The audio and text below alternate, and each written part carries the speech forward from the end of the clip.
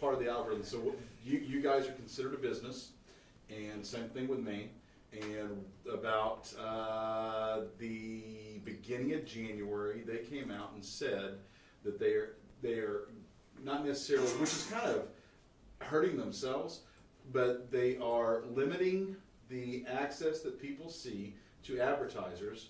And what they want is they want you and Brenda to talk to each other and like my post and share my post and care about my post, as opposed to the people who are paying them, which to me is completely counterintuitive because the amount of money that people spend with Facebook is insane. But what you have to do, there's a little deal. So what Andrew needs to do whenever he does this show or any of the other shows is not only do you tag people, but you got to leave it open-ended. You have to make people interact. You have to leave a question about, what did you think about today's show? What did I say that was wrong that just pissed you off about today's show? And get that interaction. When that starts happening, when you get the interaction from people who are friends, family, things like that, then your views, everything else jump like crazy. It's just a game. It's a continuous game in Facebook. One of these days. I don't know. Anyway, we're live. So, what are we chatting about today, boys? What do you want to talk about, Frank? You know, something that I said yesterday I thought was pretty brilliant on my part. All right, let's hear it. Or maybe it was the day before. You know, but it was when we launched Keyboom, you know, and it was on the 6th, so was that 2 days ago?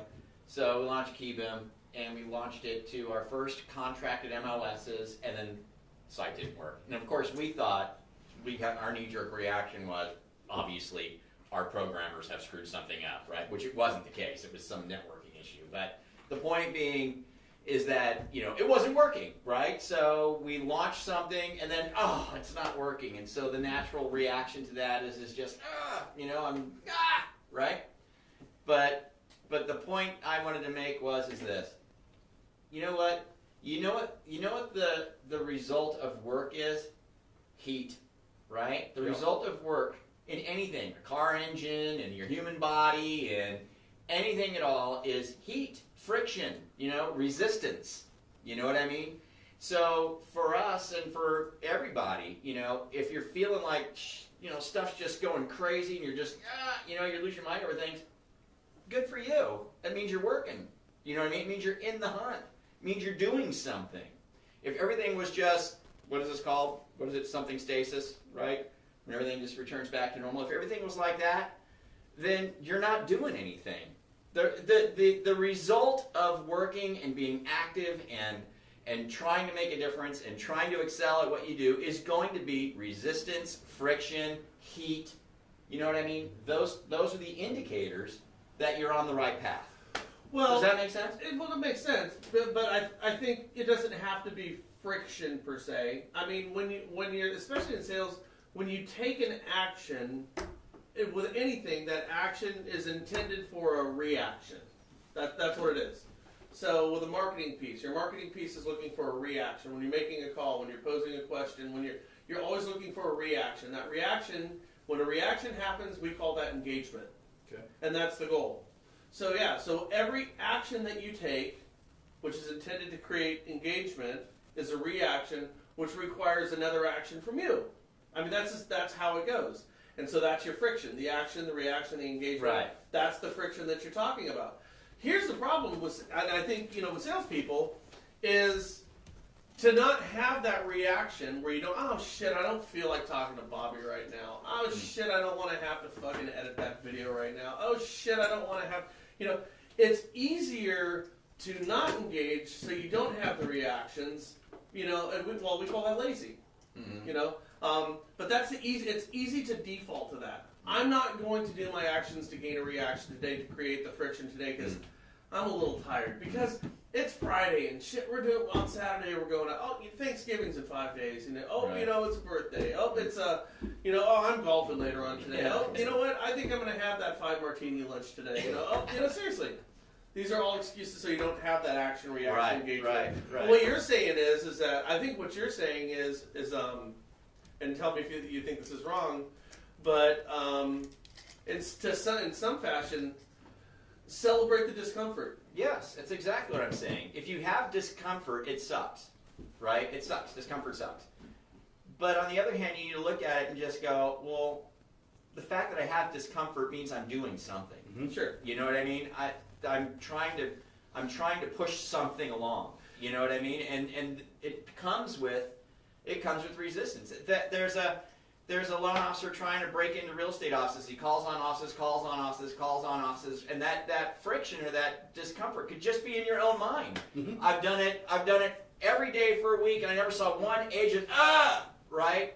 Well, you wouldn't have that angst if you weren't out there every day for a week and didn't see anybody, right? I mean, so don't necessarily, you know what I mean? I know the angst sucks. I know the friction sucks, but Discomfort means you're growing. But Alex Jimenez, yeah, I mean, it means you're doing something. You know, you're working. Work creates friction and heat. You know what I mean? Energy, creates that. And let's think of this: as we've been talking a lot about lost opportunities. If you have a campaign that's going out and you're not seeing those results, you're not getting that reaction necessarily per se. That can be disheartening. Well, I put this energy in, Right. I put myself out there, some level of discomfort, I put myself out there, and I'm not getting the intended result. So it's disheartening. Right. But the truth of the matter is you don't necessarily know if that shit's working or not working. It's true. Good Because point. you don't know. Have you ever we've had this before, somebody says, oh, you did a video a couple of weeks ago. Oh, here's one. I'll give you a perfect example. This comes to mind because I saw that it tried to post on my Facebook. Yeah. Remember we did that video about we were calling real estate agents and they never pick up the phone? Yeah, a long time ago. Yeah. So It was years ago. Yeah, it was years ago. But we went down to Austin, Texas afterwards, like 4 years later. Yeah. We went down to Austin, Texas to Keller Williams headquarters. Right. Where Gary Almighty works. Yeah. And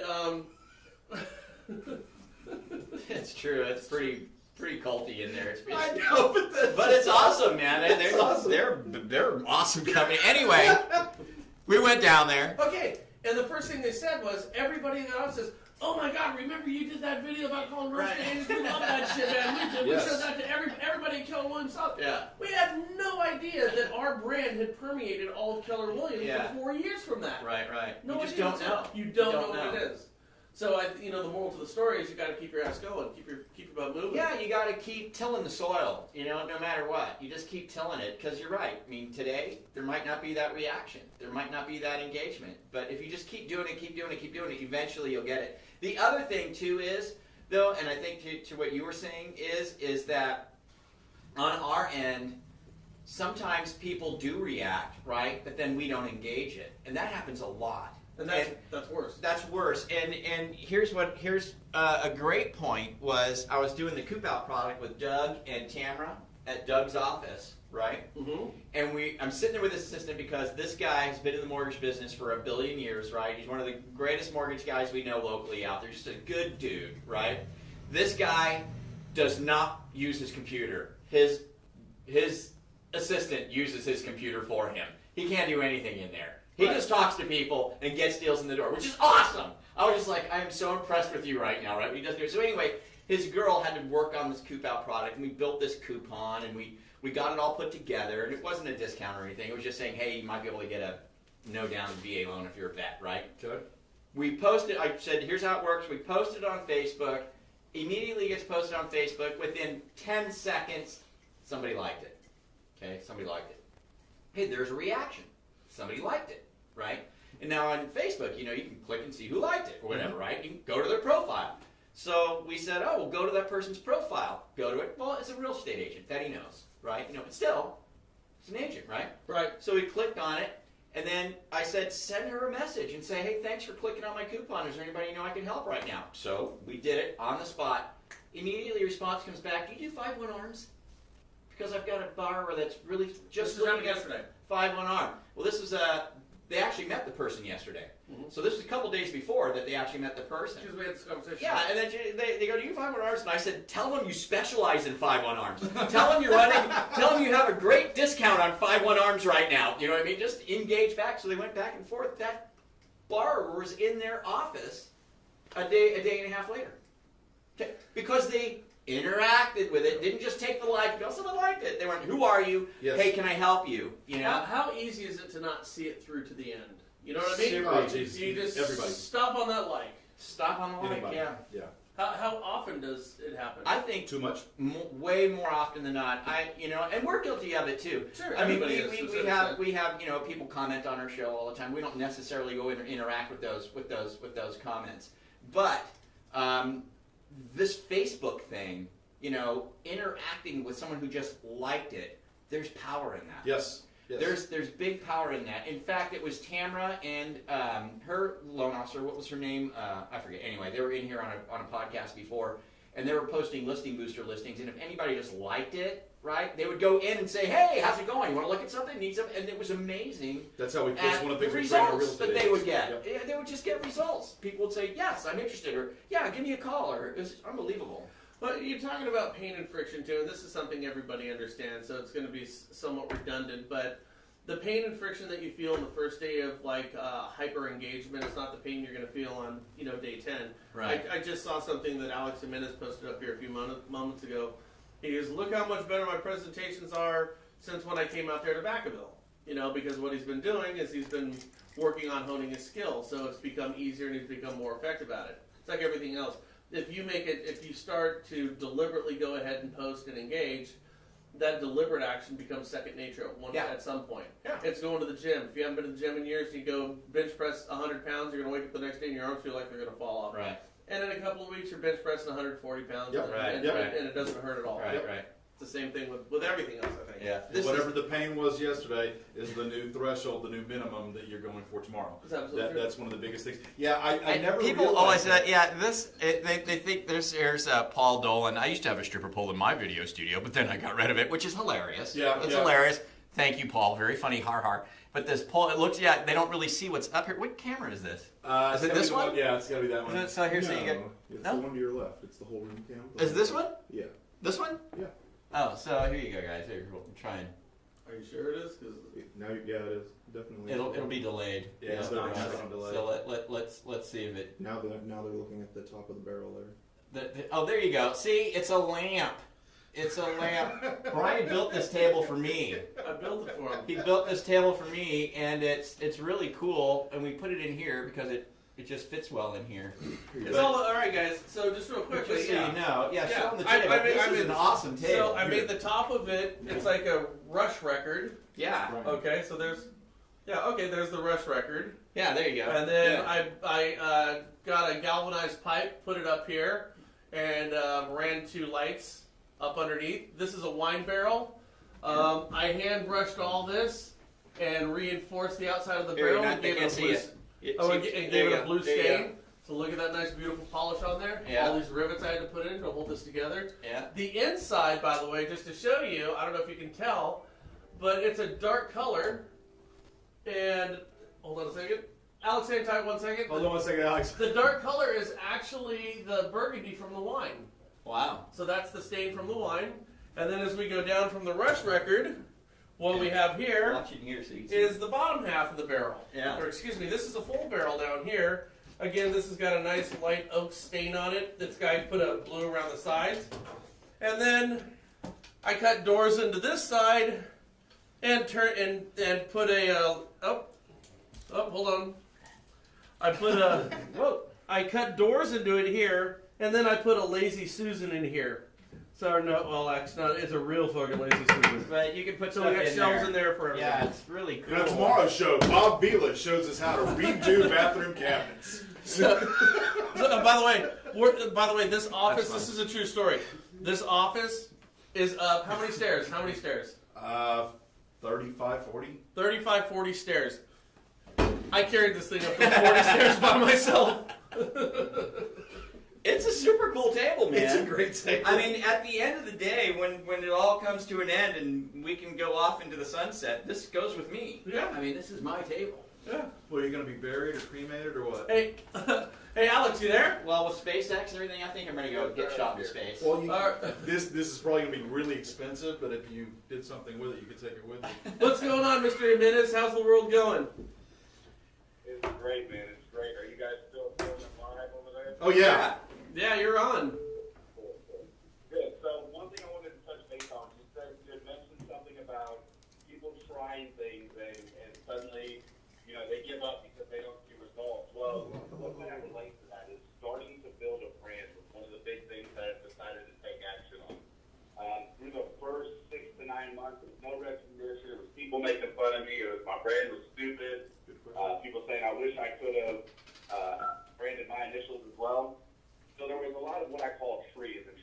that are content where they're at when you're walking up the pathway of success. Trees stand there, they criticize, but they never move themselves. So what I had to continue to do was move past the trees to make progress to eventually get my brain to be something that's now known. To the point where I got to leave the other day off a lady for a veteran based out of LA moving out here, that she just did a search and found my name and my brand and everything else came up. So had I given in to the naysayers and said, hey, you know what, you're right, this brand is stupid, let's AJ anyways, then I wouldn't be doing the things that I'm doing. And I didn't give up, and I went past the trees, and I continued on my path of success and reached out for people that could help me and people I could help, and now I find myself in a better place because of it. Yeah, that's all. That's always going to be the case. The problem, the thing is, I think Alex, you're a pretty self-assured guy, which is good.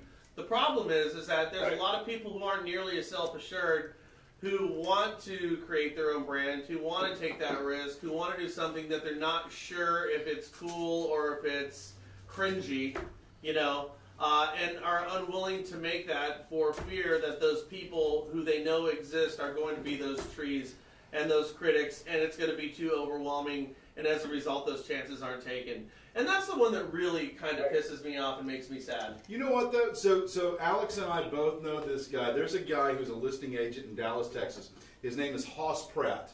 Hosspratt, as country as you can get. Okay. He had that same problem where he was scared to get out of that. He was scared to take that chance. He was scared to do listings and things like that. So what he did is he came up with a persona, and he is Hoss the listing boss. So whenever he went out, he really, and this is Hoss Cartwright kind of guy. So you got the cool hat. Yes. When he did this, Google him, find him, Hoss Pratt. Hoss Pratt, find him on Facebook. Great guy. Hoss. Hosspratt.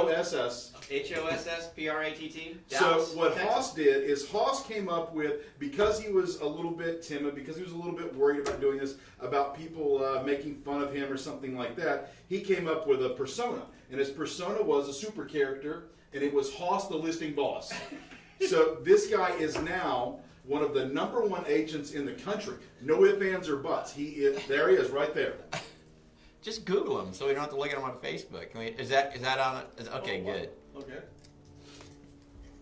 Are we allowed to cuss at all on this show? Well, sure. Fuck no. If you find it to be beneficial.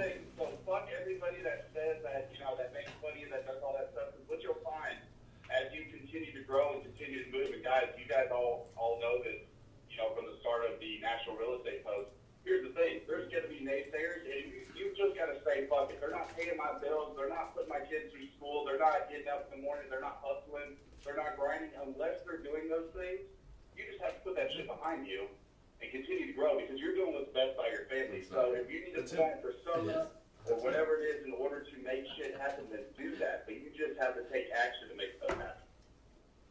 I totally agree with you. You have to be able to put that aside you. I hope more people can find ways to do that. And then when you're thinking about what you're calling trees, they're always going to exist, and those are the most insecure, underperforming folks you're ever going to find. Those loan officers and real estate agents who are succeeding have found ways in their own right to go out on a limb, and I think by and large you're going to appreciate the fact that somebody else is trying it too. So that makes perfect sense. Exactly. The other thing with this I'll let guy. you guys get back in there and do your thing. I just wanted to jump in because it struck me, and I felt like your listeners, I value your show and your listeners enough where I felt like maybe I could share something to help them grow. But I'm going to let you guys get back at it. I've got loans to originate. I've got bills to pay and P&Ls to keep in the black, and I'm sure Johnny can appreciate that. So All right, buddy. Later. Thanks, AJ. Later. The other thing, real quick, what Hoss Pratt, one of the things that he does when he's telling people this is how he raises his kids. So anytime his kids have a presentation to do at school, anything like that, he does the same thing with them. And he said, it's amazing watching these kids go from being scared to death to sell Girl Scout cookies to then all of a sudden they become this superhero persona and go out, and it makes no difference because they're just, you can't They're somebody else. Yeah. Don't I think it's freaking awesome to do for kids. Don't take this the wrong way, but it's hiding behind a character. Yes. Right. So that's really what it boils Exactly down to. what it is. You know how many people you see, how many big personalities with the same type of thing? the one that comes to mind immediately is Howard Stern. Tony Robbins. I don't know Tony Robbins, Yeah. but I don't know Howard Stern either, I suppose. But the thing is that what Howard Stern says is, he goes, basically outside of a show, he goes, God, you would hate me if you ever met me. You would hate me if you met me in life. He goes, I don't like going places. I don't like loud noise. I don't like having conversations. He goes, I go on vacations. He goes, I find a reason to hate it every time. He's talking to somebody. It sounds like me. He goes, hey, we ought to go do this on vacation together. We'd have a great time. It'd be super funny. No, Stern goes, no, it wouldn't be funny. You would hate me. He goes, no, we should really do it. Me, it was David Spade. We should all go. He goes, no. He goes, really? He goes, I'm not funny with Mark. He goes, you would hate me. He goes, I'm miserable to be around. I know. He goes, I don't want to go out to dinner with you. I don't want to leave my room. I don't want to talk to people. I want to get room service and sit and watch TV and be left alone. But he's got this bigger-than-life personality. He does. Yeah, you would think that he would be just, Frank super and Howard vocal. Stern sitting in rockers Oh, yeah, on the I front know. porch. Sounds like me and Howard. Right together. That's too funny. My wife wants to go to Europe, next year, try and, go somewhere, because we got our passports. Why not? Now, these days, you can kind of get good deals or whatever. And so she's looking around, she's looking at, like Rome or whatever. And I'm like, cool, yeah. She's like, well, here's a deal for 13 days. I'm like, absolutely not. Oh, God, no. Absolutely not. There's no possible way I could stay somewhere for 13 days. There's just no way. I'm like, I'm looking for the 3-day. Is there a 3-day? There's not. It's going to be a 3-day thing. It's going to be a 3-day. 3-day European vacation. Like, there's Rome. Hey, there's the Coliseum. There's that. All right, let's eat some spaghetti. Let's get home. I'm ready to go home. Airbus just kind of makes a little curve. We saw it. You can picture this. Frank goes, okay, we're here. There's the Coliseum. Where are the pyramids? Oh, they're not here. God damn it. I want to go home. Get me home. Are you telling me I got to go to a whole other country just to see the damn pyramids? I know we're digressing, but Frank, I have also been speaking about doing a vacation in the very near future. Yeah. Johnny, where's Brian going? To the Ozarks. Hell yeah, baby. Right. Yeah, I know. I'm going to the Ozarks. And that's where half my family's from. Well, I can't wait for that shit. series to come back the next year or the next season. So here's the deal. So me and Johnny have already figured this out. I got a buddy up there who does loans in Missouri. Yeah. And we talked about the Ozarks. Of course, saw the Ozarks show. If you have not seen Ozarks on Netflix, you're welcome. Go watch it. It's a great one. Super fun. Yeah. So anyways, the Ozarks are killer. The Ozarks have, what do they say in that show? They have more coastline than California has beaches. Yeah. That's what you said the other day. So anyways, I got my friend Joe out there as a mortgage company in southern Missouri. Yeah. He's got a place out there. I was talking with Johnny. I'm like, Johnny, you got to know some shit about the Ozarks. He goes, I got family. He goes, we got these places out there. I go, why don't we go do this? And Johnny goes, I'm in, dude. Let's go. He goes, let's find 2 places together. I go, no. Let's find 3 places together. So we'll have my family and then a place for your family and then a place for me and you. No, seriously. No, because to be honest with you, I don't really want to get that far away from work. I actually have fun bullshitting with loan officers and strategizing and doing shit like that. So what we're going to do is we're going to use a third house. As the workhouse? Yeah. The office? Everybody. We Yeah. can do presentations. We can have masterminding. Yeah, That'd be fucking cool. Yeah, anybody in the country who wants to come out, they got a free place to stay at the Ozarks with us. And you're sitting in Missouri, the middle of the damn world. I mean, that's the gateway.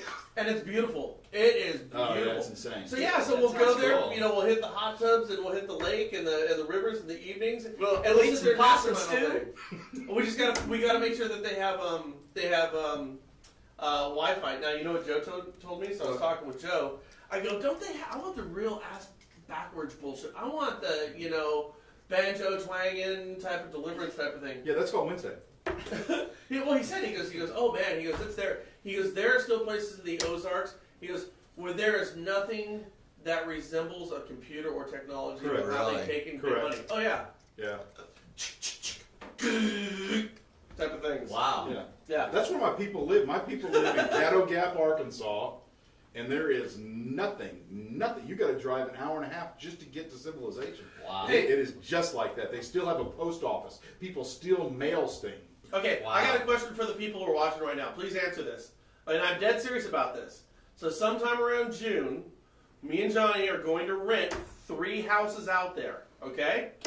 We're going to rent 1 just for people to drop in on and mastermind. So you want to come down, we'll try to get a head count. We are going to spend we do this anyways. We'll drive our families nuts. We will spend the days over there, and we will work on masterminding, building content, pushing stuff out. Who would find a way to the middle of the country in the Ozarks and hang out with us for a couple days? Who would do that? Raise your hands. Let us know. I'm serious. I'm not like, oh, that sounds fun, but probably would never happen. I get that. But who says, you know what? I think I'd find a way to make that happen. No, we're going to do it. Oh, totally. Yeah, there's no reason not to. There's not, especially, so you were talking about going to Europe. I had this dropped. I'm not a vacation You guy. want to go places where people can't speak the same language? Go to the Ozarks. I love working. I do too. This is my hobby. I enjoy it. I have a lot of fun with it. I went through the freaking crash and was miserable every day, and it's not like that anymore. I love working. So my wife just dropped it on me that we're going to Costa Rica for a week. A week. So 7 freaking, and I'm going to have to either get some medicinal cannabis or something to just mellow me the hell out. I just can't imagine. I cannot imagine being away from reality and work for a week. That's me. I don't like it. This is what we do. This is our groove. This is where I'm happy. This is what I do. All my stuff's here. Yes. I mean, that's what we were talking about yesterday. Yeah, it's like, I want to go somewhere else. Hawaii drives me nuts. Brian knows this. I go to Hawaii. It's like, great, beach, sand. Now what? Now what? I mean, go snorkeling. And thousands in the water. And thousands of little bitty rude people about this tall. Yeah, it's like, give me a break. I have a difficult time traveling. I do. So there was a really good question. Will you talk to Keith and see if Danny can go? Oh, yes, I will. Danny is one of the most incredible underwriters. This is one of the ones right now. And anybody, it doesn't matter if you work for my company or not. Danny, all of our underwriters like this. If you ever have a underwriting scenario that you want to find out about, you can send a question to underwriting@hancockmortgage.com. And all of my underwriters are DE LAP SAR underwriters. They will answer whatever your question is. They don't care if you work there, if you don't work there. It may look a little confusing. It may look like we're a wholesaler because they say, when you send the package to me, this is what I want to see, something like that. Don't pay attention to that part. But just, so that's who Danny is. Danny is freaking awesome. And the poor thing, she only works about 18 hours a day. Where was the question that you found on there that was a really good one? The big one? There's a very long one that Frank was looking at. It's up there, 1 second. Is that it? Donald Payton, what do you think about all the alternate valuation systems now in the market? I'm talking about desktop appraisals, PPOs, and a number of other quick, cheap valuations. As an appraiser of 30 years, concerned that these cheap valuations will be completed quickly by inexperienced folks, often not experienced appraisers. Everyone will be shorted, exposed to liability. And in the end, everyone will lose in some regard. Well, Donald, I can answer part of this one. It's probably not going to make anybody happy. See, there was this guy in New York named Cuomo that came up with this wonderful, brilliant idea of HVCC. And I think appraisals have been absolute garbage ever since then. It's not getting any better. And when you have appraisers turning down appraisals and extorting money, instead of taking the $550 on the appraisal, they want $750 for it, and giving lead times that are 7, 8, 10, 12, 14 days before you can get an appraisal done. Appraisers are putting themselves out of business. Technology has to come in. Well, here's the thing, though. And what's the average age of an appraiser? 90? I don't even know, but pretty old. Yeah, I think. There's no new blood coming into the appraisal industry. By the way, this is a problem that is manufactured. I mean, it is. This is a manufactured, deliberate result that stems from HVCC. There's no doubt about it. I've always said a million times over that, our appraisers are the gatekeepers of our collective equity, our individual equity. Right. It's where we have more money stored than any place, including the stock market, as your average Joe. Sure. 80% of the stocks are owned by 20% of the people. Why the fuck do I care what's going on with the Dow Jones? Right. I want to know what my house value is doing. True. So establishing that value and setting comps for neighborhoods is one of the most important jobs in real estate, period. There's no ifs, ands, or buts about it. So the whole idea of shortchanging the system to go for an easier route, taking the easy road, which is I think what we're doing. I don't see it as a very good thing. Right. Now, with regard to certain markets where appraisers are charging up to $2,000 for your standard appraisal, here's what's happened there. They can. You know, and that's what it is. They can. Now, truth be told, Johnny, with all due respect here, if you could charge, if any company could charge and get away with selling 8% interest rates today, I mean, you could make an argument that they would. You know, if that's what the market will bear, that's what the market will bear. If Exxon down the street, if they could charge $9 for a gallon of gas, they're going to charge $9 for a gallon of gas, provided they're going to sell as much gas. If all their competition is selling gas for $9 a gallon, Right. Yes. That's the point. Yeah. That's my point. Yeah. That's my point. And so, in markets where there's a massive shortage of appraisers because of a self-inflicted problem, they're doing what they can frankly get away with. And I'll tell you this right now too. This is just human nature. I'm sure these appraisers who were in like the Portland markets who were charging $2,000 Oh yeah. are fucking laughing. Here's the reason why. They're thinking back to 2010 Right. when the AMCs took over and they took their $300 to $350 price and they said, fine, we'll keep 200 of it. Here's $100 for you. Oh, by the way, you're going to have to work twice as hard, drive twice as far Right. on every one of these and get paid a third as much. Yeah. I think there's a big FU to everybody from those days from our existing appraisers right now. And, you know, that's human nature, and you can almost understand it. With that said, it still screws the consumer with $2,000 appraisals. Yeah. And with that said, we still have a shortage of appraisers that we have to have a solution for. Now, maybe having these alternative, you know, models that are, you know, primarily automated, maybe they're not going to give you as accurate of an appraisal, okay? But it beats not having any appraisal. And that's kind of what we're up against right now. So we have to have a solution. And since apparently getting a whole bunch of new young licensed appraisers is not on the table, driving the price back down to something that's reasonable, there's going to be something else that people are going to be less satisfied with. However, it's what you're going to deal with. The solution is if you can figure out a way to get a whole bunch of young guys into this business, guys that are hungry, Totally. not guys like us that No. are old and crotchety. No. Get I young trust guys you. in here, exactly. Bring them in. Then you could probably fix a lot of the appraisal Absolutely. problems. I think My question is, and you and I actually did this on one of our shows. My question is what the hell are the appraisal groups doing to do this? Are they doing anything? Are any of these AMCs or any of these? I'm sure they've got political action groups or something like that. What the hell are they doing to bring people in? Well, we've seen them lower the standards, the bar for entry to appraisers, lowering their education, lowering, I think it's a shorter mentorship right now, allowing them to cross state lines and appraise in areas that you know, they haven't been able to appraise in previous years. They basically dumbed down what you need to do in order to become an appraiser in the first place. Now, you know, let's think about this. You know, the mentorships. Yep. You know, who's mentoring the 22-year-old right now? that's the problem. What 70-year-old appraiser is mentoring a 22-year-old right now? That's the problem. It's not worth their time for. Yeah, and the other issue is, and correct me if I'm wrong, and Paul, you should call in, or whoever you were, I forget the guy's name, but is that the lenders, they'll only accept an appraisal if the appraiser is a quote-unquote certified appraiser, right? Well, you have to, as an apprentice, go through a lot of, you know, stuff to be able to get that designation as being a certified appraiser. That's where the mentoring comes in, where you have to have an appraiser willing to bring somebody along to that point. But the problem is, it doesn't benefit him. Because he's an independent guy that works for an AMC. Why am I gonna spend my time mentoring this ass, right? Who's now he's gonna work for the AMC and be a competitor to me. Because For 50 all years intents and ago, purposes. somebody did it for you.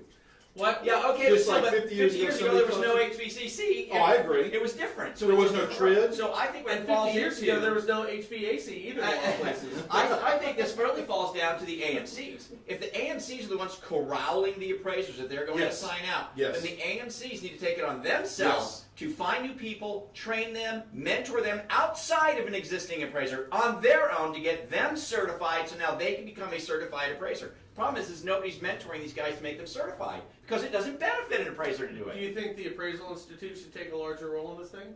Somebody needs to. Well, the Appraisal Institute, you know, they are the voice for the appraisal industry. Right. Yeah. Well, what the hell are you doing then? Right. How are you mentoring and getting these people certified? You need young, certified appraisers. How do you go about that? It's not going to be by existing certified appraisers mentoring them because they don't want to. Yeah, Ryan. Why would they? Well, Ryan Hills talked about this on the Our Resource TV. You know, he goes, hey, up here, because he lives in the Pac Northwest, he goes, The thing is this is the problem. It's a major problem, but the bigger problem is there's no solution on the table. Right. There's no solution. Correct. We've started to see the solutions, and they're all cringeworthy. You know, there are solutions that are going to create separate problems. You can't tell me that you're going to get appraisals that are going to be way off. It's going to torpedo specific neighborhoods, you know, and it's going to create. It could potentially create what I call blackout areas. You know, if you have a neighborhood where you have a nice area, you know, and you have a crappy area, and then that, you know, for some reason, you know, you've got a road that distinguishes these two neighborhoods that, you know, with a certain level of geographical competency, a local appraiser would understand. That now you're going to, you know, have all these appraisals are going to come in $50,000, $100,000 short. No one's going to sell their house. You don't have any comps for the past, you know, 60, 90, 120 days. Now you can't pull a comp to close a deal on them. It could theoretically create blackout areas. It's not a good thing. Maybe Cuomo should come up with a solution. Well, they did. Remember, no appraisal deal, Fannie and Freddie. Oh, that's right. Which Screw the appraisal. I still think you can do that. you can get away with it. Yeah. On certain deals, you can. Yeah, especially in any, you know, I don't know what the standard would be, but in any neighborhood that is within X miles of, you know, codes or whatever that may be, any neighborhood that was built after 2002 when the major building codes changed, something along there. And I personally, I do think it's somewhat of a wasted expense. If you're looking in a tract neighborhood and you've got two 2,000 square foot houses sitting side by side, if the taxing authority knows what the value is on those houses, then I still think it's kind of silly that I got to pay $600 for somebody to tell me that something that's already known. I totally understand that, but what you don't know is, was there a meth head living next door, and did they take the sheetrock off because they thought the CIA was, you know, spying on them through their, you know, through their walls? I mean, type of thing.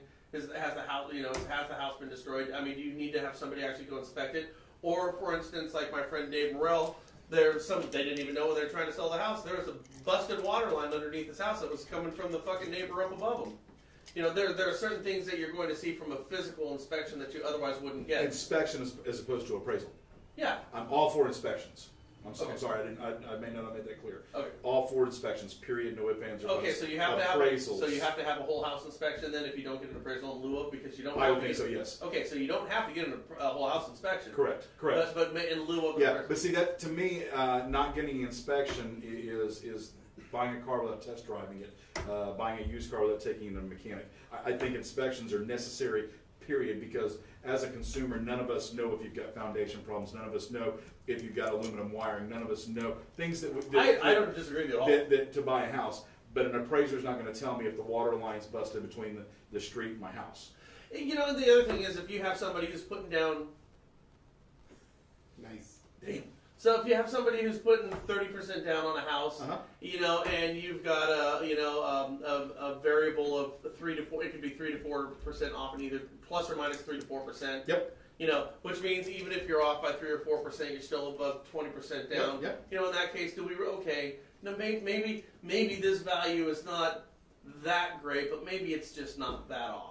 You know, and the profile of the borrower, the down payment, you know, the reserves and all that stuff looks good enough to where, okay, this one kind of makes sense. Do I really need to get a $700-800 appraisal, you know, for this guy? I mean, Well, I've heard you say it a million times. An appraisal is just an opinion of value. sure, absolutely. So that the appraisal you got in could be up by 3 or 4% on that opinion. Oh, absolutely. Yeah, absolutely. Well, you know, the whole thing is you know, appraisals are in fact an opinion of value. They are not market value, because market value is truly the lowest price the seller is going to take, the highest price the buyer is willing to pay, and that could be $100,000 higher Yep. than what an appraiser's opinion of value could be. So I mean, you have that in there. Now, the appraisal is important because that's where the lender, they want to ensure the collateral. What would your average person? I mean, I understand the whole process of it, but it's not market value necessarily. Market value is a individually determined value. And we see a lot of that in transitioning neighborhoods where the appraisal comes in at $200,000, but because it's a transitional neighborhood, people are willing to pay $300,000 and they bring money to the table. Right. It happens all the time. I still think though, having a good pool of certified appraisers going out there and looking at these properties at the end of the day is a good thing. I do. You can't read that one out loud. What is it? Alex's last comment. What did you say? It's like marrying a girl without having sex with her. Yeah. It's like, yeah. Yeah, it's, you know, would you marry a girl without having sex with her first? I don't know. Would you buy a pair This is on a roll today. I don't know. Would you marry a girl without having sex with her? I don't know. Would you buy a pair of shoes without trying them on first? I Never in a wouldn't. million years. Andrew Berman's on. Or it's kind of like what Doug Pine said yesterday. Oh God, don't! You cannot say that on this show. You cannot say that on this show. There's no way in hell I'd say it. No Right way in after hell this I'd show, I'll tell you what Doug Pine said. Oh goodness. So where did we start this whole thing? What were we talking about? Churning. We were going to talk about churning, Okay. but you've got like 5 minutes to talk about churning. So All right. Here's the thing. If we never even brought it up. all right. Here's the deal with churning. Don't churn. Just don't churn. It hurts all being. Churning. Don't do it. Yeah. Don't do it. It's frowned upon. There's no churn. Jenny's looking at you. They're looking at your company now. You don't want to churn. And at the end of the day, if we were to spend the next half hour explaining why, you would understand that churning actually hurts all vets using their VA home loan. One thing you do want to hit on, though, is the fact that it is such a big deal that Jenny has issued a letter to, 9 investors, 9 major lenders? Yeah, actually, this is interesting. Jenny did, they have 9 investors, and what they basically said was they're not going to, these 9 big companies, they told them that if they need to have a solution and have this shit stopped in the next 30 to 60 days, depending on the company, Yes. or they're not going to go into their general Jenny bonds, okay, they're going to have a separate bond that's issued for their companies only. Whoa. Now, what these bonds are going to do is investors are going to know that these bonds will not perform, okay? So, because they know that these are people who churns, which means there's going to be, if there's a market, there's going to be virtually no market for them. That means that No they're secondary market. yeah, I mean, it basically puts them out of business is what's going to take place. Because what's happening, guys, is when you have a bundle of VA home loans, okay, and these become Jenny bonds, and you sell these things off. Can you split one? Well, all of a sudden, you know, that investment, when you think is going to perform for 4, 5, 6, 7, 8 years, all of a sudden half of those deals are refinanced out in 2 or 3 months. Well, the investor gets pissed off and says, well, I'm not going to do this anymore. It doesn't make sense to me. So then Jenny has to say, to entice those investors back, has to increase the cost to veterans in order to entice those investors back to the table. And that comes in the form of a higher rate to all veterans. So what they're doing is they're just going to pull these 9 companies out and say, okay, if you want to do it, you're going to be in this pool that nobody wants to buy. And by the way, that's happening right now. Pretty bold. Yeah. And to be honest with you, these companies are so big, I'd be willing to bet you money that there's somebody on this line right now who works for one of these 9 companies. You might want to, look them up right now. Do you love that last line in the movie Braveheart? You can take God, what is it? That you'll never take. Yeah. I don't remember exactly how it goes. Well, you can take a girl out of the country, you can't take a country out of a girl? Is that what you're trying to say? Right here, okay? It's in Brave. I'll give you a hint on one of the companies, ready? I'll give you a hint on one of the companies, ready? Here we go. Frank, ready? Hold on. Here we go.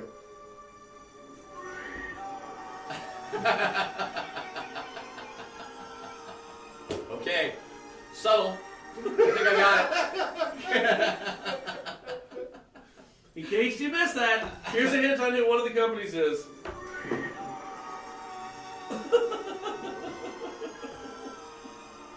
I personally had no idea that Mel owned any mortgage companies. Let's see, the Royal Bank of Scotland. Is it the Royal Bank of Scotland? RBC. It's Mel Gibson, so it's not a Jewish bank. It's not a Jewish bank. Wait, aren't all banks Jewish? You're going to hell, Rickles. You're going to hell.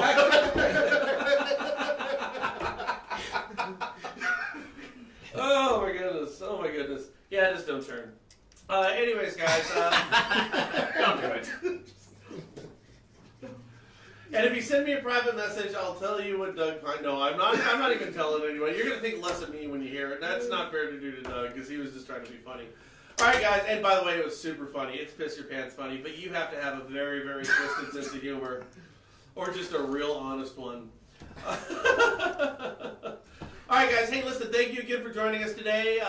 Thank you once again, Johnny. Anytime. Mr. Greg? I think we might be back tomorrow. You're going to Yes. head back to Houston tomorrow. Yep. And then from Houston to... Ohio on Tuesday, Palm Coast the week after, Knoxville the week after. God, you're in Vacaville today, and then you're going to back to, like, smearing whale blubber all over your body to stay warm when you're going up to Ohio, I suppose. Oh, God, that's going to, yeah. And you're I'm doing sure a lot it's of gonna be traveling, nice in dude. spring. I remember those days. He travels 40 weeks out of the year. Woo! There's 52 weeks, every lender should know that, 52 weeks in the year. He's doing 40 out of the 52. That's a lot, dude. That's 80%. 80% of the Slow time. down, Johnny. You're gonna burn out. You know, it'd be doesn't nice drink. to do that, and I don't drink yet. That's a big thing. It'd be You can nice do to it, do man. that, but I got guys out there to support. That's true. And that's right. By the way, I'm just going to say this too. And it's not a shameless plug. It's the honest to God truth. I've never seen top levels of management who support their loan officers as much as you guys do over at Hancock. It's really quite remarkable what you guys do over there. You have people who support, but boy, you are on the road all the time. You are doing trainings for agents. You are working with your loan officers. You're masterminding with them. You're traveling around. You guys truly are like a big family. I know this because I have gotten to be a little bit a part of that family. I'm kind of like a step kid. Yes. You know, I get to come over sometimes and you have nice dinners. You're the redheaded I stepchild am in our the- black family. That's exactly. So thank you for coming, Frank. Andrew, once again, great job. We didn't crash today. We've got to put that shirt on before we go, though. Oh, come on over here. Show me. So Andrew's nickname is Aaron. If you haven't seen the skit, you got to watch it. You done Good messed, joke. you done messed up there. All right, guys. We'll be catching you tomorrow. Thanks for joining us, and we'll talk to you soon. Later. Thank you.